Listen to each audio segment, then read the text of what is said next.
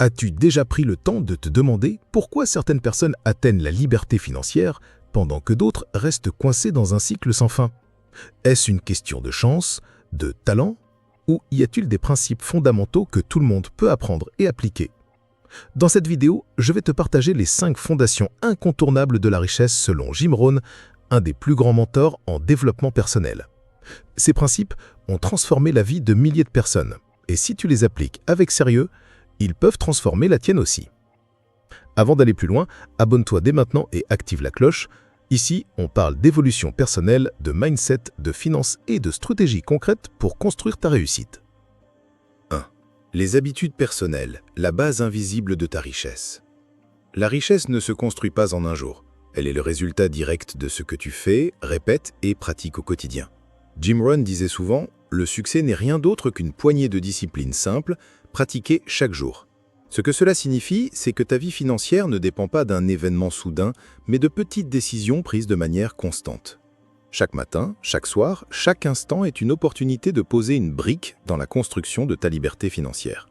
Prendre l'habitude de lire 10 pages par jour d'un bon livre sur les finances personnelles, préparer ton budget la veille au soir ou encore te poser 5 minutes pour planifier ta journée, ce sont des micro-habitudes qui produisent des macro-résultats. Beaucoup de personnes veulent devenir riches, mais peu sont prêtes à aligner leurs habitudes avec leurs ambitions. Tu ne peux pas espérer une vie extraordinaire en conservant des habitudes ordinaires. Il ne s'agit pas seulement d'éviter les mauvaises habitudes, comme la procrastination ou les dépenses impulsives. Il s'agit surtout d'installer des habitudes puissantes, celles qui te rendent plus clair, plus discipliné, plus organisé. Se lever tôt, méditer, noter ses objectifs, éviter les distractions numériques, prioriser les tâches à fort impact, tout cela ne transforme pas ta vie en une semaine, mais transforme ta direction. Et comme le disait Jim Rohn, le vent souffle sur nous tous, mais c'est l'orientation de ta voile qui détermine ta destination. Les habitudes sont ces voiles. Tu veux savoir à quoi ressemblera ta vie dans 5 ans? Observe simplement tes habitudes actuelles. Ce que tu fais de manière répétée devient ce que tu es. C'est une loi immuable. Un sportif s'entraîne tous les jours, pas uniquement lorsqu'il est motivé. Un investisseur lit, apprend et reste attentif aux opportunités. De la même manière, si tu veux construire ta richesse, commence par observer et ajuster tes routines quotidiennes. Rien n'est plus révélateur de ton futur que tes habitudes présentes. Elles sont ton système, ton socle, ton levier silencieux. Alors pose-toi cette question essentielle. Quelles sont mes habitudes les plus coûteuses? Lesquelles sont mes habitudes les plus bénéfiques? Et surtout, quelles nouvelles habitudes pourrais-je implanter dès aujourd'hui pour me rapprocher de la liberté financière que je désire? N'attends pas une nouvelle année pour changer. N'attends pas le bon moment. Commence maintenant. La richesse aime la constance. Elle récompense ceux qui persévèrent dans l'ombre. 2. Cultiver une mentalité de croissance. Changer ton monde intérieur pour changer ta réalité. Tu ne pourras jamais dépasser la limite que tu t'imposes à toi-même. C'est pourquoi la richesse commence toujours dans l'esprit. Jim Rohn disait « Tu dois travailler plus fort sur toi-même que sur ton travail ». Cela signifie que, peu importe tes conditions extérieures, ton éducation, ton passé, ton entourage ou même tes ressources actuelles, si tu ne développes pas une mentalité de croissance, tu resteras bloqué dans les mêmes schémas. Une mentalité de croissance, c'est cette capacité à croire que tu peux apprendre, t'adapter et évoluer. C'est le refus de se laisser définir par ses échecs ou ses limitations présentes. Au contraire, c'est l'acceptation que chaque difficulté est une occasion de se renforcer et d'aller plus loin. Beaucoup de gens pensent que leur intelligence, leurs compétences ou leurs talents sont figés. Ils disent « je ne suis pas bon en argent »,« je ne comprends rien à l'investissement » ou « je ne suis pas fait pour entreprendre ». Ces phrases sont des prisons mentales. En réalité, chaque compétence s'apprend. Chaque domaine, même le plus complexe, devient accessible à celui qui s'engage à progresser pas à pas. Avoir une mentalité de croissance, c'est décider de sortir de la victimisation et entrer dans la responsabilité. C'est se dire « je ne sais peut-être pas encore comment faire, mais je suis capable d'apprendre ». Ce mot, « encore », est puissant. Il ouvre une porte vers l'infini. Changer ta manière de penser, c'est changer ton futur. Si tu crois que tu es condamné à rester pauvre ou dans le manque, tu vas inconsciemment agir en cohérence avec cette croyance. Tu vas saboter tes efforts, ignorer les opportunités, repousser les risques constructifs. Mais si tu crois que tu es en constante évolution, tu vas naturellement chercher à t'améliorer, à te former, à te dépasser. Cette vision de toi-même crée un effet domino sur tes actions, tes choix et même ton environnement. C'est une loi mentale, tu attires ce à quoi tu t'attends. Change tes attentes et tu changeras ta réalité. Pour cultiver cette mentalité, tu dois nourrir ton esprit de manière régulière. Lis des livres de développement personnel, écoute des podcasts inspirants, entoure-toi de personnes qui te poussent à aller plus loin, remets en question tes anciennes certitudes et surtout, arrête de dire « ce n'est pas pour moi ». La richesse, la réussite, le bonheur ne sont pas réservés à une élite. Ils sont accessibles à ceux qui cultivent l'intérieur avant de prétendre transformer l'extérieur. Le jardin de ta vie dépend de ce que tu sèmes dans ton esprit. 3. Le pouvoir de la discipline quotidienne. Le pont entre tes rêves et la réalité. Il y a une vérité simple mais souvent ignorée. Sans discipline, aucun rêve ne se réalise. Tu peux avoir la meilleure idée du monde, la plus grande ambition ou les plus beaux objectifs écrits dans ton carnet, mais sans action régulière et disciplinée, tout cela restera au stade de fantasme. Jim Rohn disait avec justesse « Nous devons tous souffrir de l'une de ces deux douleurs, la douleur de la discipline ou celle du regret.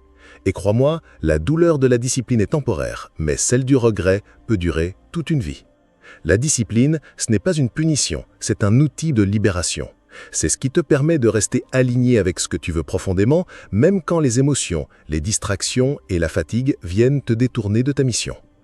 La discipline quotidienne, c'est ce choix répété de faire ce qui est nécessaire, même quand ce n'est pas confortable. C'est te lever plus tôt pour étudier un sujet qui t'approchera de ton indépendance financière, c'est dire non à une dépense inutile pour mettre de côté cet argent dans ton fonds d'investissement, c'est prendre le temps de réfléchir plutôt que de réagir impulsivement. Chaque fois que tu choisis l'effort intentionnel au lieu du plaisir instantané, tu renforces ta capacité à réussir.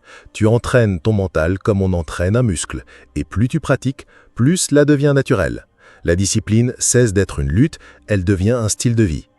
Beaucoup de gens attendent de se sentir motivés avant d'agir, mais ceux qui réussissent savent que l'action vient avant la motivation. Tu ne dois pas attendre d'avoir envie de faire les choses pour les faire, c'est en les faisant que l'envie revient. C'est en posant des actions concrètes chaque jour, même les plus petites, que tu crées de l'élan. Cet élan crée des résultats, et ces résultats nourrissent ta motivation. C'est un cycle vertuel. Mais tout commence avec la discipline. Sans elle, tu retomberas dans les mêmes excuses, les mêmes habitudes destructrices et les mêmes résultats insatisfaisants. Pose-toi une question simple. Qu'est-ce que je dois faire chaque jour, sans négociation, pour avancer vers ma richesse ? Note une liste de 3 à 5 actions non négociables et engage-toi à les exécuter chaque jour, peu importe les circonstances. Cela peut être lire 20 minutes, économiser 5 €, appeler un mentor, créer du contenu, apprendre une nouvelle compétence. Ce ne sont pas des actions spectaculaires, ce sont des engagements simples mais puissants, répétés jour après jour, qui créent une vie extraordinaire. La discipline est la clé de voûte de ta transformation. Sans elle, rien ne dure. Avec elle, tout devient possible. 4. Comment créer un plan de richesse simple ? Sans carte, tu tournes en rond.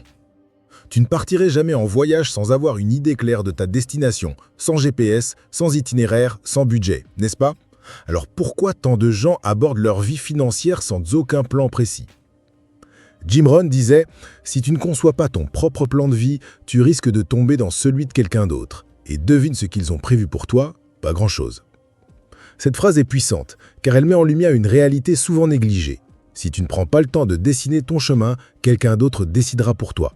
Et dans la majorité des cas, ce chemin ne mène ni à la dépendance, ni à la liberté. Créer un plan de richesse simple, c'est choisir d'être stratège, pas spectateur. Un bon plan financier ne doit pas être complexe ou réservé aux experts.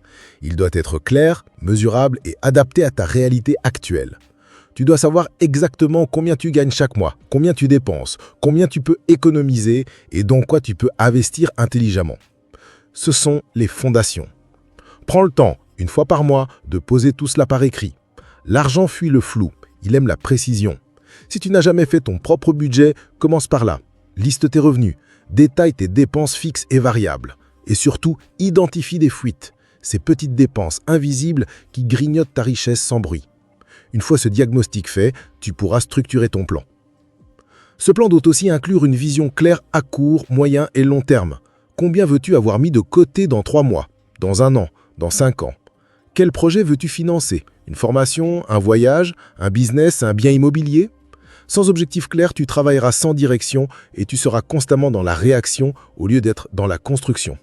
Un plan de richesse, ce n'est pas simplement économiser pour économiser. C'est épargner pour investir, investir pour faire croître et faire croître pour sécuriser ton avenir. Le but n'est pas juste d'avoir de l'argent. Le but est d'avoir le choix de travailler ou non, le choix de partir ou rester, le choix d'aider, de donner, de créer. Enfin, souviens-toi que ton plan n'a pas besoin d'être parfait, il a besoin d'exister. Tu l'ajusteras en cours de route. L'important, c'est qu'il devienne ta boussole. Reviens-y chaque semaine, mets-le à jour, note tes progrès, célèbre les petites victoires, car chaque euro économisé, chaque décision consciente, chaque investissement réfléchi te rapproche d'une liberté que peu atteignent. La richesse n'est pas une question de hasard, c'est une question de planification. Alors, prends un cahier, une feuille, ton téléphone si tu veux, mais construis ton plan. Aujourd'hui. 5. Apprendre à investir en soi-même. Le meilleur placement à vie.